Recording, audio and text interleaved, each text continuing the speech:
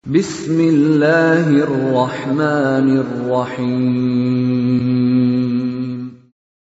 Waltakum minkum ummatun yad'una ilal khairi wa ya'muruna bil ma'rufi wa yanhauna 'anil munkar. Alhamdulillah wassalatu wassalamu ala rasulillah ma ba'd. Allah berfirman, wajahidu bi amwalikum wa anfusikum. Berjuanglah kalian, berjihadlah kalian melalui hartamu dan dirimu.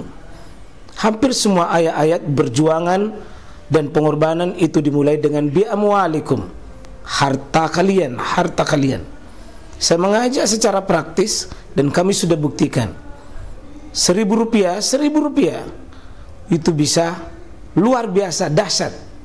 Bisa beli mobil, bisa buat kuburan, ya, bisa membangun masjid. Uang 1.000. Mari kita satukan uang 1.000 kita. Nanti kami jemput. Di rekening ini insya Allah bisa kita buat.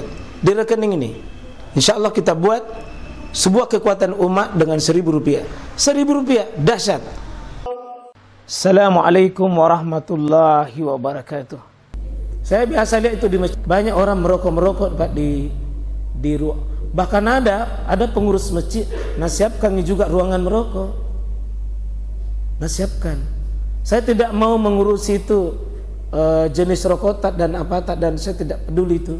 Yang saya sampaikan hukum. Hukum itu jemaah sekalian berkaitan dengan apapun. Jadi semua yang membuat mulut itu bau dan semacamnya, itu termasuk bagian daripada adab yang besar bagaimana seorang muslim tidak menyebabkan orang lain terganggu, termasuk malaikatnya. Kenapa kita itu Pak kalau mau datang ke masjid, kenapa disuruh mandi? Kenapa disuruh mandi? Karena menjaga adab. Dan itulah kaum muslimin, sangat tinggi penting menjaga adab. Maka kalau dalam keadaan bau, sebaiknya tidak berkumpul dengan kaum muslimin, ya. Maka itulah sebabnya sekalian, bukan cuma semua yang menyebabkan bau itu sesungguhnya karena kaum muslimin sangat menghargai sekali. Itu alasan yang Nabi SAW. Inilah tadi disebutkan hadis Jabir juga ini, man akala min hazihil baqlah, ya, siapa yang telah makan dari semacam tumbuhan ini baqlah, ya, baqliha kalau Quran itu, ya, tumbuh-tumbuhan ini atau sayur-sayuran itu, asum, yakni bawang putihnya itu, fala yakrabanna masjidana, jangan sekali-sekali dia mendekat. Artinya apa Pak? Laki-laki diperintahkan di masjid dalam lebih 10 hadis, bahkan kalau kita rinci ada sekitar 40 hadis menyebabkan laki-laki itu di masjid, bukan di rumah di mana dia berada, di masjid. Tapi mengapa dalam perkara ini justru sebaliknya, jangan coba-coba dia mendekati masjid, karena ada ibadah utama tapi ada pelanggaran besar. Pelanggaran besarnya mengganggu saudaranya sebagai seorang muslim. Maka di hadis berikutnya, man akala min bathal wassum wal kurras fala yakrabanna masjidana fa innal malaikata tata'azza mimma yata'azza minhu banu adam. Jadi ada, kenapa dilarang? Karena siapa yang makan ini, malaikat itu tata'azza kama tata'azza minhu banu adam, terganggu Pak malaikat. Dan ini biar tidak dicium oleh manusia tapi dicium oleh malaikat. Maka bagusnya kalau ada itu makanan yang dari Sinjai Bulukumba, apa sih, pete, enak sekali itu Pak, wah nyaman itu. Kalau pete itu asipaknya itu tidak ada ulama yang mengatakan haram, tapi wah, kita usahakan ketika dimakan Pak, usahakan ya. Termasuk kalau seperti saya mau ceramah, kalau sudah makan pete baru, saya penggemar pete dan termasuk penggemar bawang. Tapi kalau mau ceramah ini wanti-wanti dulu, ya, wanti-wanti, ya. Karena jangan kita menzalimi saudara kita, ya, jangan menzalimi saudara kita. Ada hadis Umar sama kurang lebih, kada utian Nabi sallallahu alaihi wasallam, Umar bin Khattab radhiyallahu anhu qala kada utian Nabi sallallahu alaihi wasallam bi ta'ami fihi thum faqal kulu fa inni lastu kahaitukum inni ukallimu man lam tukallimun. Nabi dikasih itu makanan yang ada bawang putihnya. Apa kata Nabi? Kuluhu, makan kalian. Makan kalian. Fa inni lastu kahaitukum, saya tidak makan ini karena saya tidak sama dengan kalian. Ya. Inni ukallimu man lam tukallimun. Saya mau bicara sama yang kamu tidak bicara. Ternyata Nabi itu Pak bicara dengan malaikat. Bicara dengan malaikat, dan Nabi tidak mau bicara dalam keadaan bau mulutnya. Bau mulutnya. Ya, itu bagusnya kalau kita mau mengaji, mau berzikir, mau berdoa, bagusnya sikat gigi dulu. Terutama kalau mau asyik dengan Al-Qur'an, penghafal Al-Qur'an, ini hendaknya. Hadis dari Abu Ayyub Al-Ansari, nazalan Nabi sallallahu alaihi wasallam fi baiti. Nabi singgah di sebuah rumah, ya. Fasana'na lahu ta'aman. Nabi disiapkan makanan, dibuatkan makanan itu, disuguhi makanan yang dalamnya itu ada basal, ada bawang merah, bawang putih, ausum, ada bawang merah, ada bawang putih. Fakarya, ya, aklahu, dan Nabi tidak mau makan itu. Ya, wa qala fa inni ukallimu man lam tukallimun. Nabi ulangi hadisnya itu. Nabi mengatakan, saya ini bicara dengan kepada yang kalian tidak bicara.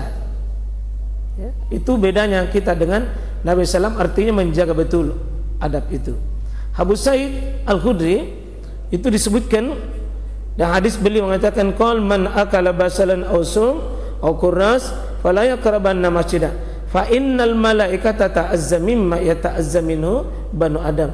Ini semakin jelas apa alasannya tidak dimakan itu. Hadis Muawiyah bin Qurra darinya, nahan Nabi SAW, Nabi melarang an julusi fil masajid li'akilis sum wal basal. Nabi melarang duduk orang di masjid yang sudah makan bawang putih dan sudah makan bawang merah. Dilarang duduk di masjid. Artinya apa? Satu, dia tidak mendapatkan keberkahan di masjid. Yang kedua, dia adalah orang bisa mengganggu nanti. Hadis yang terakhir di sini mendapatkan. Sekarang kita masuk di bagaimana pandangan 4 imam mazhab. Makan bawang itu boleh. Tidak ada ulama yang mengatakan tidak boleh. Jika baunya menyengat dan orang tersebut masuk masjid, maka makruh tahrim. Artinya kalau makruh itu Pak, istilah para ulama itu ada makruh, ada namanya makruh tahrim, ada makruh tanzih namanya. Kalau disebutkan makruh tahrim Pak, haramnya sedikit mami itu haram. Ulama mengatakan makruh tahrim itu Pak, jangan mendekati itu. Sudah sedikit mami itu haram. Karena mengganggu. Dirupanya Pak, hajat ibadah jauh lebih diperhatikan itu gangguan. Jika ada mengganggu dan ada ibadah, maka mengganggunya lebih diprioritaskan. Jangan sampai mengganggu. Jika baunya hilang, kata Imam Abu Hanafi, itu tidak ada masalah. Ya, dan Abu Hanafi ini mengatakan sama dengan memasukkan rokok, jengkol, petai, ya, dan segala bau menyengat dengan hukum yang sama. Jadi kalau itu dilarang, maka termasuk, mohon maaf, dihukumi para saudara-saudara kita yang senang merokok. Mudah-mudahan diberi hidayah oleh Allah. Mudah-mudahan diberi hidayah. Karena maaf ya, perokok itu juga susah dihentikan. Selalu 1000 alasan untuk membenarkan dirinya. Ya, kita mohon ampun kepada Allah dan mohonkan semoga Allah beri hidayah. Ya, untuk betul-betul, dan yang belum merokok jangan pernah mulai. Dan yang sudah berusaha untuk sebelum ajal kita tiba, mudah-mudahan inta ada tobat di sisi Allah Subhanahu wa taala. Ya, saya tidak bicara tentang ekonomi, tapi saya hanya bicara tentang hukum. hukum ini. Ya.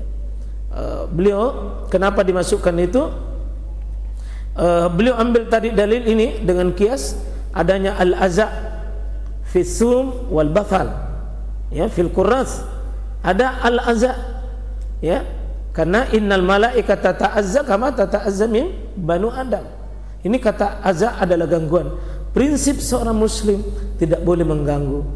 Dalam hadis-hadis Pak kita dapatkan 6 merek gangguan. Ada gangguan mengganggu hidung, ada gangguan mengganggu mata, ada gangguan mengganggu telinga, ada gangguan itu yang mengganggu memang badan kita, kulit. Ada gangguan itu mengganggu pikiran kita. Karena itu maaf, kenapa tulisan-tulisan itu dilarang masuk di masjid? Karena mengganggu. Azza itu Pak. Kenapa gerak-gerik banyak goyang itu dilarang? Karena itu tata azza. Tata azza bisa mengganggu. Dia al-azza. Ya. Kenapa misalnya tulisan-tulisan yang ada kita pakai seperti sarung Samarinda, sarung Wadimor. Kenapa? Karena bisa mengganggu. Dan seluruh gangguan itu wajib dihilangkan. Kata Nabi sallallahu alaihi wasallam, kullukum munaji rabbah la ya'zi'annakum ba'da ila ba'. Jangan kalian mengganggu satu sama lain. Meskipun kita mengatakan, nah, aku apa kalau saya tidak ganggu kamu? Ya, kita mungkin tidak merasa, tapi ada sebab yang lain. Ya. Kalau Imam Malik ini tegas ini, Mbak. Imam Malik sangat tegas. Ya. Bawang putih, bawang itu apapun itu termasuk dia mubah sama tadi.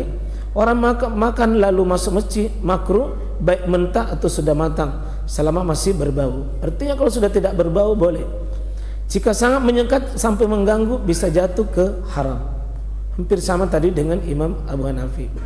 Bahkan sebagian ulama mazhab Imam Malik boleh dicegah oleh imam masjid, bahkan boleh imam masjid melarang, jangan kau masuk masjid.